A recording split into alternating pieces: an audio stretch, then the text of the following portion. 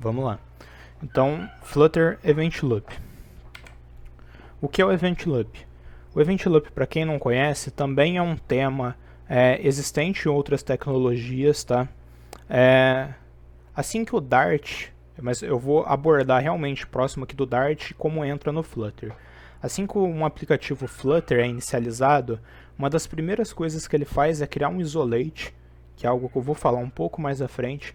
Dentro desse isolate, que é uma área semelhante a uma thread, ele vai criar um loop de evento, tá?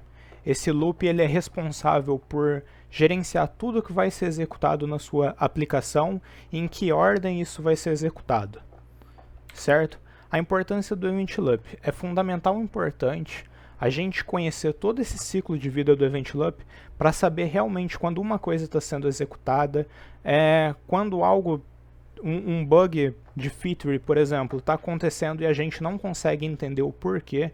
Então é fundamental realmente entender essa base para a gente conseguir ter total rastreabilidade e controle sobre qual a ordem das execuções dentro das nossas aplicações. Então, dentro do Event Loop, ele tem ainda mais duas partes que a gente pode chamar de duas filas de Event Loop. Essas filas são filas do tipo FIFO. Para quem estudou estruturas de dados, é First In, First Out, ou seja, a primeira item que entrar vai ser o primeiro que vai sair. Essas duas filas são parecidas, mas cada uma tem uma finalidade bem específica, tá? A fila de Event, a principal, ela trabalha com itens assíncronos, com gestures, com features, com strings, com tudo que o usuário vai fazer uma interação. Então ela é responsável por enfileirar isso e depois fornecer para o Event Loop executar. Essa fila ela tem uma baixa prioridade, já eu explico um pouquinho sobre, e ela é mais responsável por processar eventos pesados. O que seria um evento pesado? Por fazer um desenho na tela, por aguardar um listening de um block, por exemplo. A outra fila que a gente tem é a microtask, ela também é uma FIFO, que nem eu expliquei um pouco mais antes. Ela cuida de processos síncronos. Então, funções simples ali no caso, por exemplo, um print seria o print iria direto para essa fila de microtask. Essa é uma fila de alta prioridade e rápida execução, ou seja, ela vai conter normalmente ali itens, funções simples, funções pequenas, coisas que vão ser executadas de forma rápida, que eu não preciso aguardar alguma coisa. Beleza, mas como que isso funciona na prática, né? É bacana saber que o Flutter tem um Event Loop, que ele tem ali duas filas, que essas filas têm uma prioridade que vai ser executada, mas beleza, como que funciona? Na prática, realmente, eu tenho o meu Event Loop, essa engrenagem vocês podem entender como sendo o Event Loop. O Event Loop, assim que eu inicializo a minha aplicação, a primeira coisa que ela vai executar é o método main da minha aplicação. Então o main ele é síncrono, ou seja, ele vai executar do começo ao fim. Logo em seguida que o método main é executado, ele vai liberar, vai falar para o nosso Event Loop, agora você já pode começar a consumir as duas filas.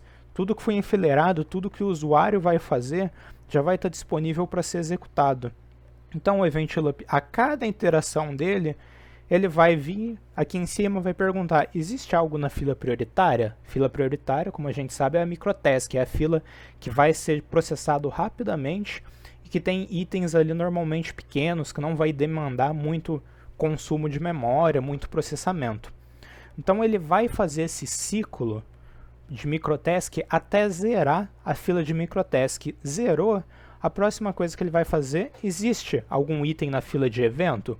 Existe. Então eu vou processar esse item. Esse item normalmente é mais demorado. É interessante ressaltar que a gente tem que tomar muito, mas muito cuidado com a fila de microtask. Se a gente colocar uma operação um pouco demorada, a fila de microtask ela vai travar o nosso isolate. O que isso pode representar, no dia a dia? Quando a gente está fazendo uma operação e a gente começa a perder frame, O Flutter ele renderiza normalmente a 60 FPS, mas pode chegar até 120, certo? E quando a gente começar a notar perca de frame, pode ter certeza que alguma coisa que você está fazendo está sendo executado de forma síncrona na microtask. Aí é recomendado você envolver isso numa feature que ela vai justamente para a fila de eventos e não vai travar a sua UI, não vai travar suas animações, sua responsividade, certo? Então, quando o usuário faz um clique, o clique tem o evento de onTap, por exemplo. Esse evento vai entrar na fila de events, o event loop vai ficar processando. A hora que não tiver mais nenhuma microtask para ele executar, ele pega o primeiro cara da fila de eventos, executa, vai fazer o loop de novo. Tem alguma coisa na microtask? Não, então vou para a fila de eventos, até processar o evento do botão. Essa é a forma que ele funciona. Na prática, como que funciona? Aqui eu trouxe um código de exemplo, tá? Esse código a gente pode encontrar nas documentações do Dart. Basicamente, ele tem uma função main que é inicializada com a aplicação, ele tem um print, ele tem outro print dentro de um schedule microtask, já eu vou explicar o que é esse cara. Ele tem um feature delay, acho que isso aqui é muito comum da gente utilizar. Ele faz um duration de 1 segundo, ou seja, ele aguarda 1 segundo e depois faz o print. Ele tem mais 2 features de print, tem outro schedule microtask e tem um print final. Logo em sequência aqui na direita, eu tenho o resultado da execução desse código. Se a gente reparar, a gente vai ver que o main, por mais que ele seja síncrono, o código que está dentro dele não foi executado de forma síncrona. Toda vez que a gente aciona a schedule microtask, isso de forma manual, tá? Porque eu estou executando na main e a main é síncrona. Ele vai adicionar diretamente na fila de microtask esse item para ser executado. Então o main, o que acontece aqui? Ele executou de forma sequencial. Print, main primeiro, saiu. Próxima coisa, adicionou na fila de schedule, foi. Fez um feature delay, beleza, entrou na de event.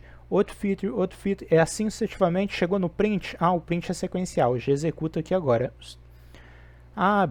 Aí o main terminou a execução dele, ele foi avisado por event loop, event loop, o main terminou de ser processado, pode seguir sua vida normalmente. O event loop vai olhar agora para as filas, já que agora as filas não estão mais bloqueadas, porque o main foi inicializado, vai olhar sobre as filas que tem maior prioridade. Qual que é? É a microtask.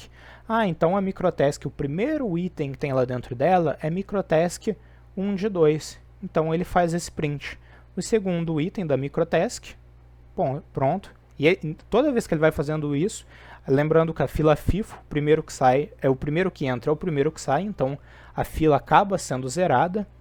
O próximo que ele vai fazer, ele tem um feature delay aqui de 1 segundo. Por que esse feature delay não veio aqui na sequência? É porque a gente tem que aguardar 1 segundo para ele ser executado. Então nisso o event loop é inteligente, ele não vai pausar a nossa aplicação de fato, aguardar 1 segundo e depois fazer o print. Ele já vai para o próximo evento da event, faz o print dela, faz o print do próximo, aguarda 1 segundo daí de fato e faz o print da feature delay. É muito comum a gente reparar casos que a gente faz um feature delay, mas ele leva mais do que os segundos que a gente está explicando, que a gente está esperando. Por que isso acontece? Porque os caras que está sendo executado entre o delay, a gente não pode especificar que eles vão levar uma quantia de tempo fixa. Aqui no caso foi um simples print, mas há situações que esse print pode ser um cálculo matemático complexo que vai acabar levando vários segundos. Com mais vários segundos aqui do delay, vai ser um processo então bem custoso de tempo. Esse é um exemplo. Então, um pouquinho sobre mim. Meu nome é David William, eu sou desenvolvedor sênior ali no BV, sou o co-organizador da Fluterando. Eu trouxe também para apresentar para vocês um exemplo um pouco mais prático, tá? Aqui no Dartpad. O Dartpad ele é uma ferramenta que a gente consegue executar código Flutter. Então, esse é um exemplo bem mais prático de fato. Eu tenho 4 métodos ABCD. Esses métodos eles têm uma sequência de print. Entre alguns prints, ele tem algumas features, eu tenho um await, tá? Então, esse é um exercício bem bacana, que é para a gente ver a ordem de execução. A gente sabe que o método main é executado normalmente, se ele não tivesse o async, de forma síncrona. Mas então ele vai executar o método A, vai fazer o print, vai executar o método B, aguardar ele terminar, a mesma coisa para o C, a mesma coisa para o D. Eu vou rodar ele só para vocês entenderem o resultado final disso. Beleza, então a primeira interação do event loop fez o print A, conforme a gente registrou no método A. A segunda iteração, método B, start, entrou aqui. A próxima, o C starta pelo método B, entrou aqui. A próxima, ele finalizou o método B. Ah, por que que ele não executou essa cara logo de cara? Porque esse cara é uma feature, ou seja, ele entrou na fila de event. Então ele vai ser executado depois que tudo terminar. Próxima coisa, vai executar o método C passando main. Vai ser a mesma lógica que eu acabei de explicar. No final ele printa o D. Logo em seguida, o main foi terminado. Então aí a event loop é informada, ó, terminei o main, você pode processar tudo que foi agendado nas filas. Aí ele começa a rodar os features, que é o que a gente vê aqui no final. É por isso que a feature está sendo executada só no final dessa operação. Espero que tenha ficado claro. Se vocês ficaram com alguma dúvida, eu fico totalmente à disposição agora para responder. Agradeço mais uma vez a presença de todos e é isto.